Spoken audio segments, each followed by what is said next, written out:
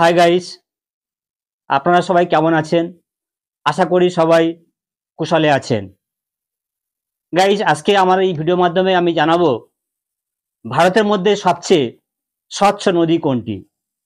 ভারতের সবচেয়ে স্বচ্ছ নদীর নাম কি? ভারতের সবচেয়ে স্বচ্ছ নদী মেঘালয়ের ডৌকি নদী।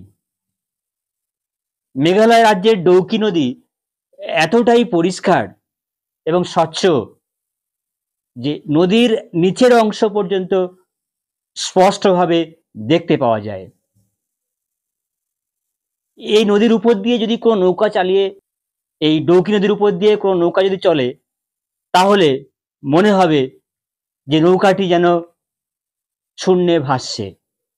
গাইস, ভারতের মধ্যে সবচেয়ে স্বচ্ছ নদী হলো মেঘালয়ের ডৌকি নদী। Thank you for all viewers and subscriber.